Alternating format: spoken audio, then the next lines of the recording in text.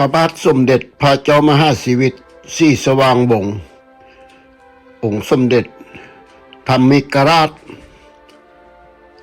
ภาคที่12ในปีนี้เป็นปีที่ราชอาณาจักรลา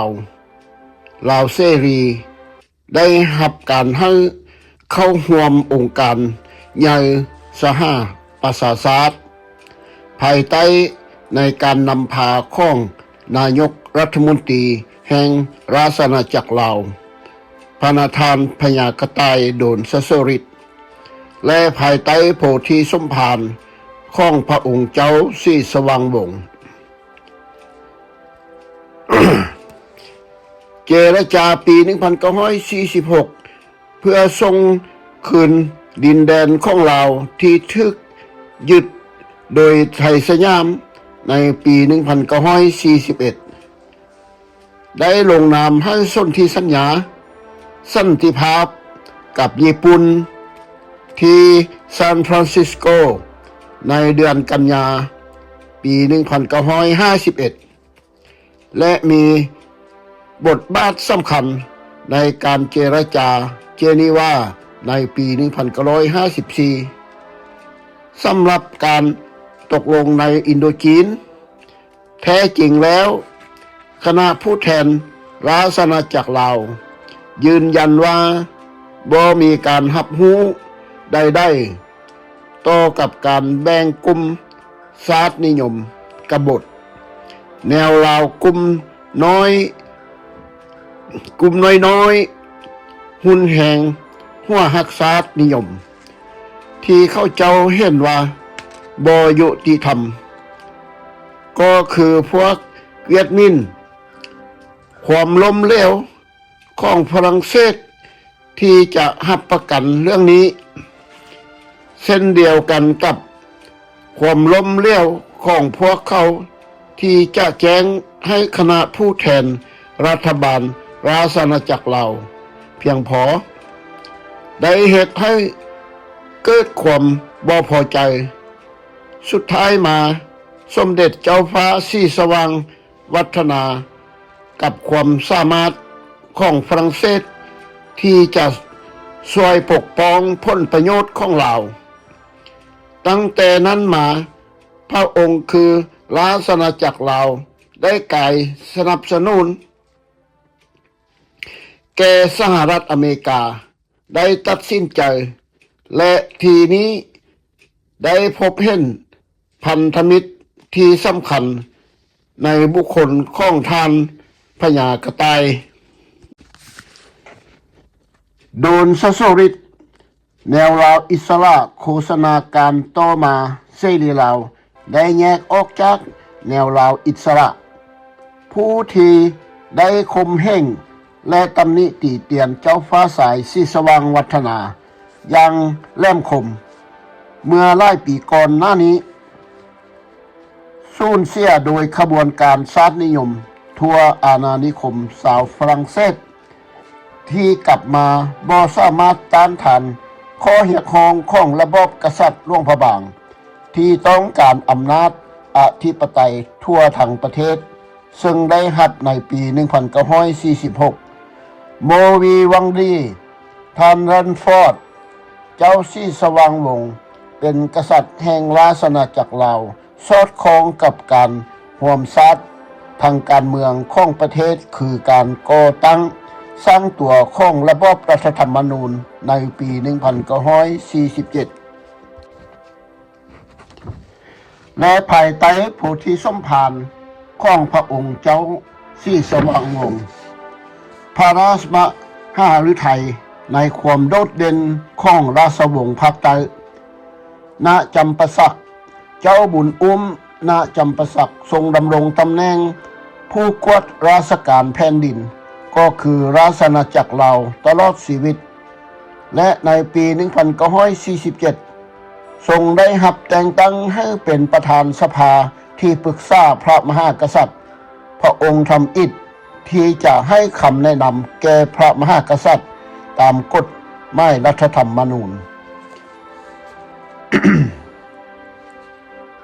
สูญเสียโดยขบวนการ ชาตินิยมทั่วอาณานิคมชาวฝรั่งเศสที่กลับมาบ่สามารถต้านทานข้อเรียกร้องของระบอบกษัตริย์หลวงพระบาง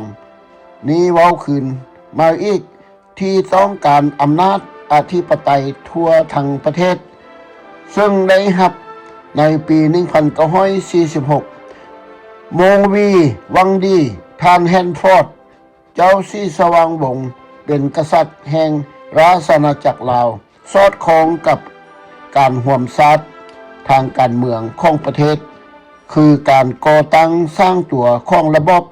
รัฐธรรมนูญในปี 1947 เจ้าฟ้าสายบุญอุ้มณจำปาสัก ซึ่งพระองค์เป็นโอรสองค์ใหญ่ของเจ้าฟ้าหลวงยุ่ยได้ให้กำลังใจทหารช่วยการกลับมาของฝรั่งเศส และบางทีอาจจะคาดหวังให้พวกเขาได้ยอมรับหลายกว่าที่เข้าเจ้าได้รับ แต่เมื่อสิ้นสุดสงครามโลกครั้งที่สอง แนวคิดของการความเป็นหนึ่งทางการเมืองได้ลบล้างการยืนยันผลประโยชน์ที่แยกจากกันของภาคใต้ในปี 1946 ถึงวิธีการดำเนินชีวิตที่ยังเป็นความลับ เจ้าฟ้าสายบุญอุ้มณจำปาสักทรงสละบัลลังก์คืออ้างสิทธิ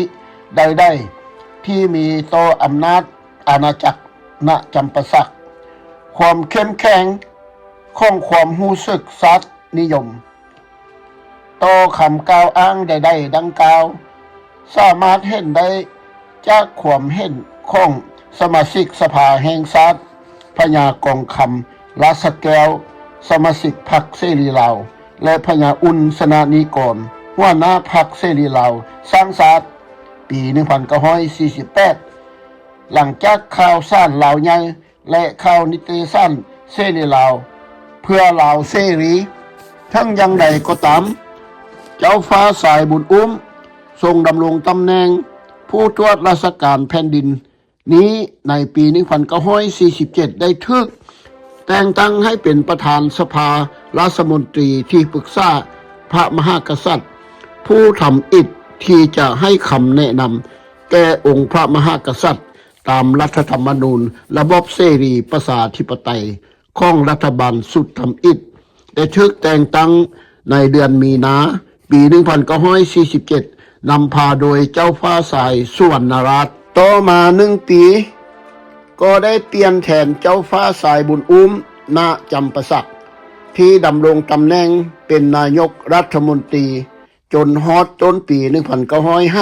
1950 ความโดดเด่นของประชาชนที่มีเสื้อสายราชวงศ์ลาวในการปกครองต้นของรัฐบาลราชอาณาจักรลาวแม่นบ่แปลกใจและเป็นเรื่องปกติถึงแม้นว่าในระบบสาธารณรัฐได้ถูกถอนคืนเหตุผลแม่นย้อนว่าค่าภาคภูมิค่าภาคร่วงมีถึงตอนนั้นประกอบเป็นพันธมิตรและแม่นมันมาจากกลุ่มนี้ที่มีหลายคนได้รับการทดแทนที่ทำอิฐสำหรับการศึกษาที่ทันสมัยแน่นอนย้อนว่าการศึกษาและบทบาทของรัฐบาลขยายตัวจำนวนตำแหน่งของอำนาจลดลงถึงอย่างไรก็ตามในระยะทั้งหมดของระยะเวลาของรัฐบาลราชอาณาจักรประชาชนของสืบเชื้อสายราชวงศ์ยังเป็นครูอาจารย์สอนที่ชัดเจนในชีวิตของรัฐบาลและสาธารณรัฐพวกเขาสามารถชี้ให้เห็นถึงการดำรงตำแหน่งเป็นนายกรัฐมนตรีอันยาวนานของเจ้าสุวรรณภูมานอกจากนั้นบ่เหมือนกับประเทศไทยสยามบอนที่การให้เกียรติศักดิ์ศรีได้ถูกหยุดเศร้าในปี 1932 ด้วยการล้มละลายของระบอบราชาธิปไตยลาวยังสืบต่อปฏิบัติและขยายไปสู่ทั่ว อาณาจักรทั้งหมดนี้แม่นวิธีการหนึ่งที่ระบอบรัฐธรรมนูญใหม่สถานภาพในบรรดาชนชั้นสูงของประเทศลาวยกสมัยใหม่โดยมีพ้นศักดิ์สิทธิ์โดยการสร้างและรักษาการปฏิบัติเป็นใจกลางของระบบสถานภาพรวมระบบราชาธิปไตยยังมีความรู้สึกทางด้านการเมืองย้อนว่ามันแสวงหาบทบาทที่มันจะมีบทบาทในระบบการเมืองที่ทันสมัยองค์มงกุฎราชกุมารสีสว่างวัฒนาเคลื่อนไหวในการเจรจาปี 1946 เพื่อส่งคืนดินแดนของลาวที่ทึกยึดไปโดยไทยสยามในปี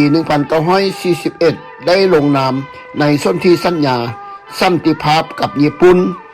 ที่ซานฟรานซิสโกสหรัฐอเมริกา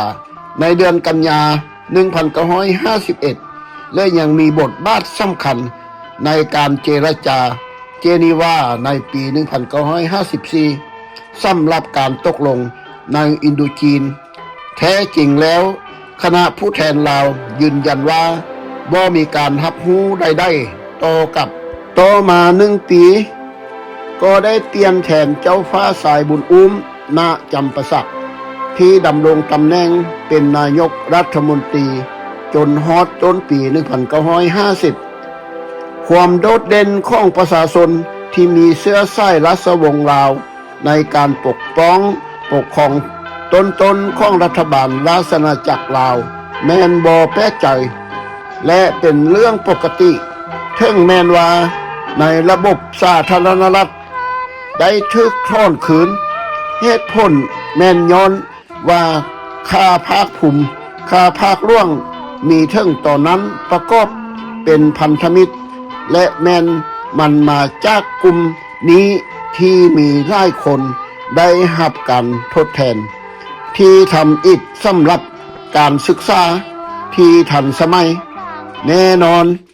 ย้อนว่าการศึกษาและบทบาทของรัฐบาลขยายตัวจำนวนตำแหน่งของอำนาจลดลงถึงอย่างไรก็ตามในระยะทั้งหมดของระยะเวลาของรัฐบาลราชอาณาจักรประชาชน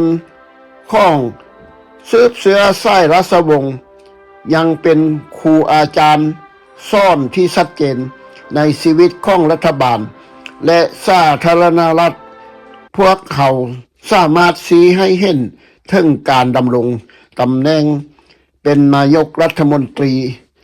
อันยาวนานของเจ้าสุวรรณภูมานอกจากนั้นบ่เหมือนกับประเทศไทยสยามบอนที่การให้เกียรติศักดิ์ศรีได้ถูกหยุดเศร้าในปี 1932 โดยการล้มละลายของระบบราชาธิปไตยลาวยังสืบต่อปฏิบัติและขยายไปสู่ทั่วอาณาจักรทั้งหมดนี้แม่นวิธีการหนึ่งที่ระบอบรัฐธรรมนูญใหม่สถานภาพในบรรดาชนชั้นสูงของประเทศลาวยกสมัยใหม่โดยมีพ้นศักดิ์สิทธิ์โดยการสร้างและรักษาการปฏิบัติเป็นใจกลางของระบบสถานภาพรวมระบบราชาธิปไตยยังมีความรู้สึกทางด้านการเมืองย้อนว่ามันแสวงหาบทบาทที่มันจะมีบทบาทในระบบการเมืองที่ทันสมัยองค์มงกุฎราชกุมารสีสว่างวัฒนาเคลื่อนไหวในการเจรจาปี 1946 เพื่อส่งคืนดินแดนของลาวที่ถูกยึดไปโดยไทยสยามในปี 1941 ได้ลงนามในสนธิสัญญาสันติภาพกับญี่ปุ่นที่ซานฟรานซิสโกสหรัฐอเมริกาในเดือนกันยา 1951 และยังมีบทบาทสำคัญในการเจรจาเจนีวาในปี 1954 สำหรับการตกลงในอินโดจีนแท้จริงแล้วคณะผู้แทนลาวยืนยันว่า บ่มีการรับรู้ใดๆต่อกับการแบ่งกลุ่มชาตินิยมแนวลาวกลุ่มน้อย ที่เขาเจ้าเห็นว่าบ่ยุติธรรมก็คือพวกเวียดมินความล้มเหลวของพวกฝรั่งเศสที่จะรับประกันเรื่องนี้เส้นเดียวกันกับความล้มเหลวของพวกเขาที่จะแจ้งให้คณะผู้แทนรัฐบาลราชอาณาจักรลาวเพียงพอได้เหตุให้เกิดความบ่พอใจสุดท้ายมาเจ้าฟ้าสายสีสว่างวัฒนากับความสามารถ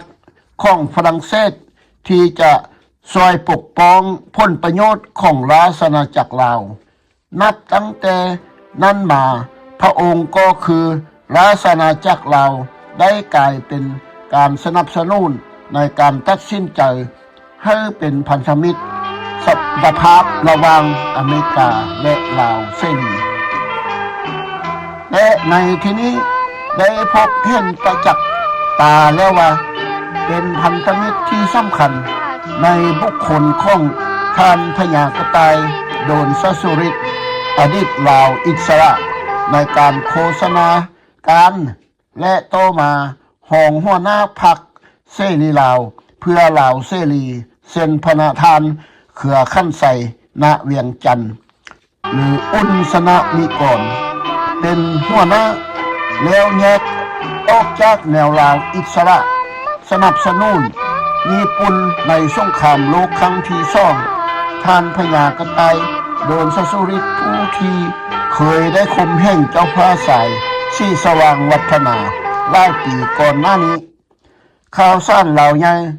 และนิตยสารเสรีลาวเพื่อลาวเสรีพร้อมกับหนังสือข่าวสารโลกเสรีที่ได้ตีพิมพ์ลงว่าพระเจ้าสีสว่างวงศ์เสด็จสู่ฝรั่งเศสสมเด็จเจ้าฟ้าสีสว่างวงศ์องค์พระมหากษัตริย์ลาวหลังจากที่พระองค์ได้ประทับอยู่ในราชอาณาจักรความสุขทุกข์กับประชาชนของพระองค์และหลังจากกาลยุคในอาณาจักรของพระองค์ได้สิ้นสุดลงแล้วพระองค์จึงจำพระทัยเสด็จออกจากราชอาณาจักรลาวและประชาชนประชาราษฎรชาวลาวด้วยความเป็นห่วงมุ่งพระพักสู่ประเทศฝรั่งเศสเพื่อทรงรักษาพระสุขภาพของพระองค์ซึ่งได้รบกวนพระองค์ตลอดมาการเสด็จสู่ฝรั่งเศสครั้งนี้สมเด็จพระเจ้าอยู่หัวแห่งราชอาณาจักรไทยได้ทรงถ้วยรถไฟแด่ส่วนพระองค์ให้เป็นราชพาหนะนำสมเด็จพระเจ้าสีสว่างวงศ์จากหนองคายสู่สิงคโปร์ซึ่งณที่นั้นพระองค์จะได้ทรงประทับกำปั้นใหญ่ไปจนถึงประเทศฝรั่งเศสตามรายงานในโลกเสรีในปี 1956 กษัตริย์แห่งลาวเสด็จจากราชอาณาจักรลาวถึงฝรั่งเศสด้วยเหตุผลด้านสุขภาพแต่ก่อนซึ่งเสด็จไปมาได้ประชาชนบ่าวไพราษฎรในราชอาณาจักรของพระองค์ก็คิด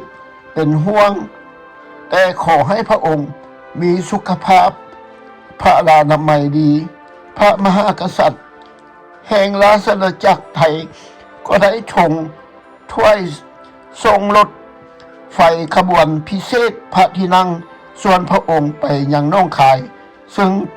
จำนำพาองค์สมเด็จไปยังที่สิงคโปร์ซึ่งพระองค์จะเสด็จขึ้นเรือกำปั้นใหญ่ไปยังฝรั่งเศส